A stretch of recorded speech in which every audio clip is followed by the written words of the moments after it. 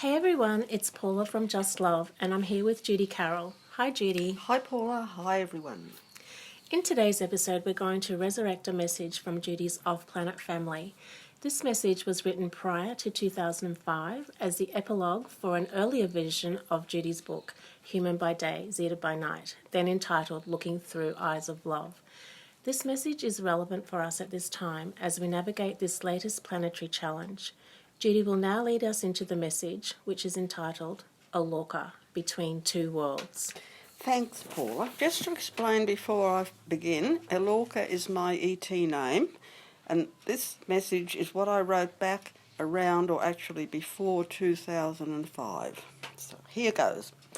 Living upon planet Earth as a grey dressed in Earth human form, I find myself caught inextricably between two worlds. While I do understand the terror experienced by humans who are taken on board our ships, I also feel great sadness and frustration at the dread with which my people, the so-called Greys, are regarded. The work we are carrying out is not meant to harm, but rather to help in the spiritual transmutation process which all must face eventually. As well as this, we are also attempting to save this beautiful planet from the terrible damage that has been wrought through ignorance and so-called progress. During one of ET contact experiencer Betty Andreasson Luca's early encounters with the Greys, a message was delivered in a strange language. This was recalled under hypnosis carried out by Raymond Fowler, the author of several books on Betty's experiences, including The Andreasson Affair and The Watchers. It was several years before a researcher by the name of Leonard Keane discovered that the language was Gaelic and could be translated into English. I shall quote this message as it was transcribed. Children of the northern peoples, you wander in impenetrable darkness. Your mother mourns. A dark occasion forebodes when weakness in high places will revive a high cost of living, an interval of mistakes in high places, an interval fit for distressing events. Now, most of this message is, I believe, fairly self-explanatory. However, I will clarify it a little more, as it is of great importance to the future of this planet, especially at the present time. Children of the Northern Peoples refers to modern Western society, which is a parallel and a reflection of that ancient society known as Atlantis, the northern continent, which was totally annihilated through the destructive behaviour of some of its inhabitants who developed and used advanced technology without the spiritual maturity to handle it. The damage Earthlings are again imposing on the natural environment of their planet is becoming more obvious every day as man-made pollution and global warming destroy the very lifeblood of our Mother Earth. But other more subtle damage is reoccurring as well, on deeper levels of the human psyche. This damage will eventually lead to the de-evolvement rather than the evolvement of Earth-human species. I'm speaking here of the destruction of spiritual, ethical and family values, which are the very qualities that set humans apart from the animals. In fact, some animals show a higher level of spirituality than do some humans. Animals act purely out of instinct, whereas humans have tasted the fruit of the tree of knowledge. In other words, we have reasoning power, the ability to apply free will in order to choose between right and wrong. At the same time, humans of Earth are only on the very first rung of the human ladder, and many have not as yet evolved to a high enough level to be able to handle such freedom. To attain total freedom, self-discipline must first be mastered. Otherwise, your planet will resemble a classroom full of 5-year-old children with no teacher in charge to maintain order among the potential chaos. Unfortunately, that is exactly how planet Earth is seen from the ET perspective. Is it any wonder that, like any mother who sees her children running riot, the ETs give warning with dire threats and graphic images of disaster and destruction if Earth humans persist in their childish and dangerous behaviour. For those humans who refuse to accept that anything exists beyond your limited three-dimensional reality, and deny the existence of any sort of motivating God force behind creation, all that can be said is, please open your minds and wake up.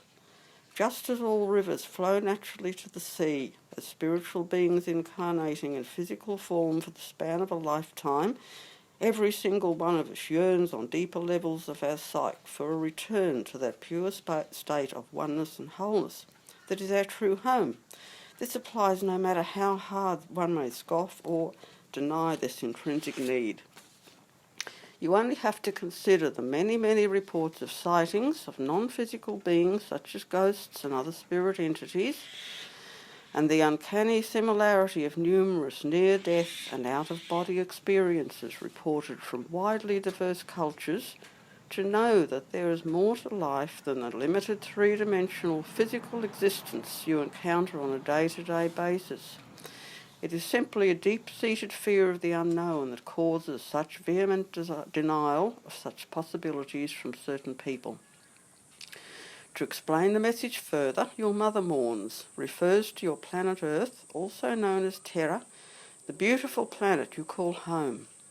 Planet Earth is a living, evolving, sentient being, just like all of you, her children. Of course she feels great sadness to see her human children groping in the darkness of intolerance and fear, simply because of such trivialities as differences of race, colour, creed, or language. If you cannot accept and get along with members of your own Earth humankind, then how will you ever learn to accept others who look so very different but are nevertheless still part of our universal family? This is the reason why off-planet visitors do not come here more openly and will not until Earth humans have succeeded in raising their vibrational frequencies to more spiritually evolved levels. The ETs do value their own lives too, you know. The racial and religious intolerance which humans display is actually a carryover from the animal kingdom, in which the protection and marking out of territory by various means is such an all-important part of existence. Any outsider entering this marked area who is not part of the herd or flock is treated with great mistrust and attacked accordingly. Surely as human beings it's time to move away from such limiting and fearful behaviour and to come to understand that the colour of a person's skin, the language they speak or the religion they choose to follow is so very unimportant. All that really counts in the end is the depth of love and compassion in the heart. The weakness in high places refers to the many immature and unevolved souls who hold positions of power and control upon planet Earth at this time, whose whole agenda is to incite divisiveness, intolerance and fear, rather than unity, understanding and brotherly love. This is of great concern to the off-planet caretakers, for it is this spiritual ignorance and greed in high places, that is, the governments of Earth, which has caused the downfall of the human race in ages past and will certainly bring about many distressing events in the future of our world. Growth, economy, health and the evolution of humankind will be affected on a planetary level. Now, this message was written prior to 2005 as the epilogue for an earlier version of my book Human by Day, Zeta by Night, then entitled Looking Through Eyes of Love, and published here in Australia in 2005. Helene Kaye, co-author of our book The Zeta Message, just happened to find this old manuscript on her computer and felt it would be appropriate to share, as the reality of this future, so accurately predicted many years ago by the Greys, is now upon us. As a blended Earth human grey soul with a foot in both worlds, I can see this situation from both sides. Speaking from my own perspective, the most important thing to understand is that all of us create our own reality through how we think and act. Quantum physics is now proving this as solid scientific fact. With the events happening on Earth right now, we are being presented with two choices in the way we react. These choices are love and fear. This is the free will choice we need to make right now. In the making of this all-important choice, we need to ask ourselves these questions. What sort of future do I want to create, individually and also on a planetary level? Do I want a peaceful, loving future, or a future filled with conflict and discord? What sort of world do I want for myself and my children? We are facing a massive energy shift right now, so how do we want it to play out? Please be aware that all your actions count during this transition. How you treat your family, how you treat your fellow humans, how you treat your Mother Earth. Your daily actions as a human being right now are setting the pattern for your future. So please take the time to just pause and consider your free will choice, love or fear, positive behaviour or negative behaviour. My firm belief is that the vast majority of Earth humans are good, decent people who just want the best for everyone around them. We will get through this, and our beautiful planet Earth will be a better world for it. Through the temporary cessation of so much human activity, the planet is already beginning to heal. Perhaps COVID-19 is meant to be not only a lesson for us for the future, but also a means for us to create a better reality through our own conscious empowerment. Our love, light and blessings to all of you. Thank you so much, Judy, for such a beautiful, inspirational message. And yes, we will prevail. There are always positives to focus on, even now. Air is cleaner. Most people have had to slow down, which is always a message that our Just Love episodes constantly echo. And we are witnessing acts of kindness, compassion, and unity on a daily basis. You implore us to please take the time to just pause and consider our free will choice, love or fear, positive behaviour or negative behaviour.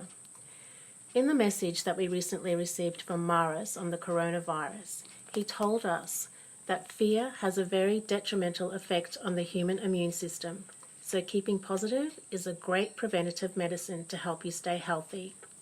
I want to highlight here that our nervous system can only operate from either the sympathetic or the parasympathetic. It can be in fear and exhibit fight or flight symptoms, or it can be in a state of calm and be at peace. It can't operate from both. We are body, mind and spirit, and using our body as a barometer to how we're feeling is the best indicator to where we are. So if you're not in a place of peace and harmony, you can change it. Putting your hand on your heart to draw your mind focus from head-based anxiety and fear to heart-based love and peace is the easiest thing to do. When Judy and her off-planet family encourage us to choose love, that can be translated into coming from your heart and not your head. This always requires slowing down and feeling into the physical heart and really just staying there, sitting there for as long as it takes and not pushing feelings back down, but rather owning them and welcoming them, all of them, and allowing them to move through, thus transforming them. Emotions, both negative and positive, are energy, and energy wants to move. Energy does not want to stay stagnant. So just as Judy says, slow down, listen to your heart, and as you go through your day in these unprecedented times, put your hand on your heart, take a deep breath, and feel into it as much as you can. Some of us are now using the customary Hindu namaste greeting, usually spoken with a slight bow and hands in prayer position at the heart center. When you do this, stay in your heart space just that little bit longer, and even put your hand on your heart and check in by affirming, all is well. We have a body, so we may as well use it. Where our attention goes, energy flows. Absolutely, for sure, Paula. And I love the namaste greeting. Maybe some people don't know this, but where both the namaste greeting and the prayer position used by Christians come from originally is all to do with energy. Bringing the two palms together closes the energy circuit of our body. It connects positive and negative polarities, the anode and the cathode of our energy system, which has the effect of enhancing the flow of universal life force energy within us. Many Reiki practitioners do it before commencing a treatment to switch the energy on. The off-planet people also use this as a greeting, as well as connecting palm to palm with another person. Oh, wow. This is all such interesting and useful information for us all. As we go through the process of the planetary shift that has been predicted for so long, keeping calm and positive is so very important. To quote from a beautiful message from White Eagle of the Hopi people, which we'll be reading out soon in a Just Love session, this moment humanity is going through can now be seen as a portal or as a hole. The decision to fall into the hole or go through the portal is up to you. Just to remind you, Judy's 3 books, The Zeta Message, Human by Day, Zeta by Night, and Extraterrestrial Presence on Earth, Lessons in History, are available through Amazon and Kindle, or you can go directly through Judy's website, which is included in the link below. If you like this video, please share it with your friends and subscribe to this channel. We look forward to meeting up in our next Q&A session. Bye for now.